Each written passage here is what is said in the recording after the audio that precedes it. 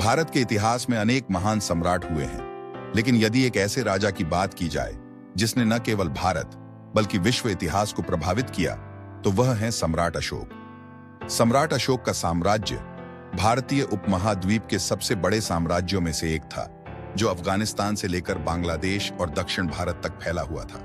सम्राट अशोक का जन्म ईस्वीसन पूर्व 304 में हुआ था। वे मौर्य वंश के महान सम्राट बिंदुसार के पुत्र थे और उनके दादा चंद्रगुप्त मौर्य थे, जिन्होंने मौर्य साम्राज्य की स्थापना की थी। अशोक बचपन से ही बहुत बुद्धिमान, निडर और शक्तिशाली थे। वे युद्ध कला में निपुण थे और उनकी नेतृत्व क्षमता अद्वितीय थी। लेकिन उनके कई सौतेले भाई थे जो सिंहासन के लिए प्रतिस्पर्धा कर रहे थे। अशोक के प्रति उनके भाई ईर्ष्या रखते थे और उनके पिता बिंदुसार भी उन्हें बहुत पसंद नहीं करते थे। जब सम्राट बिंदुसार का निधन हुआ, तब उनके बेटों के बीच सत्ता के लिए संघर्ष हुआ।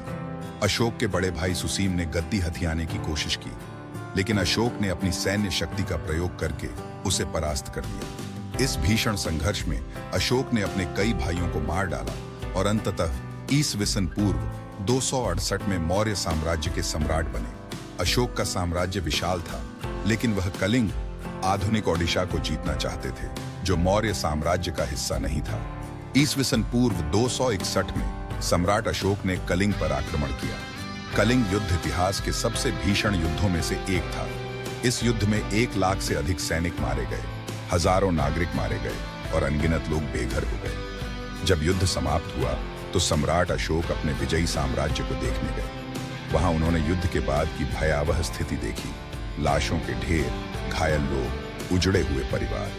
यह दृश्य देखकर अशोक का हृदय परिवर्तन हो गया। उन्होंने महसूस किया कि युद्ध केवल विनाश लाता है, शांति नहीं। कलिंग युद्ध के बाद अशोक ने हिंसा का मार्ग त्याग दिया और बौद्ध धर्म अपना लिया। उन्होंने अहिंसा, सत्य, करुणा और धार्मिक सहिष्णुता को अपने शासन का आधार बनाया। उन्होंने बौद्ध धर्म का प्रचार पूरे भारत में ही नहीं, बल्कि श्रीलंका, अफगानिस्तान, मिस्र, ग्रीस और अन्य देशों में भी किया।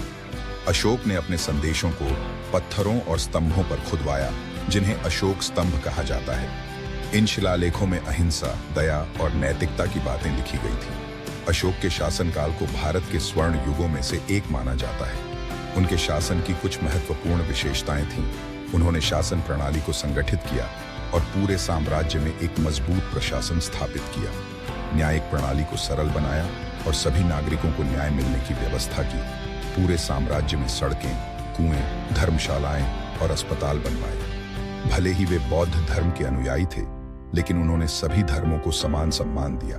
हिंदू, जैन और अन्य धर्मों के लोगों को भी अपने धर्म का पालन करने की स्वतंत्रता दी। अशोक ने बौद्ध भिक्षुओं को पूरी दुनिया में भेजा, ताकि वे अहिंसा और करुणा का संदेश फैला सके। उनके पुत्र महेंद्र और पुत्री संघमित्रा को श्रीलंका भेजा गया, जहां उन्होंने बौद्ध धर्म का प्रचार किया। उन्होंने अस्पताल, औषधालय, बगीचे, सड़कें और विश्राम गृह बनवाए। पशुओं के संरक्षण के लिए कई कानून बनाए। सम्राट अशोक का निधन ईस्वीसन पूर्व 232 में हुआ। उनके बाद मौर्य साम्राज्य धीरे धीरे कमजोर हो गया, लेकिन उनकी विरासत अमर रहा। अशोक द्वारा बनवाया गया अशोक स्तंभ, सारनाथ का सिंह स्तंभ, आज भारत का राष्ट्रीय प्रतीक है। उनके बनाए गए धर्म चक्र को भारत के झंडे में स्थान दिया गया है। अशोक का बौद्ध धर्म प्रचार पूरी दुनिया में फैला और आज भी करोड़ों लोग इसका अनुसरण करते हैं।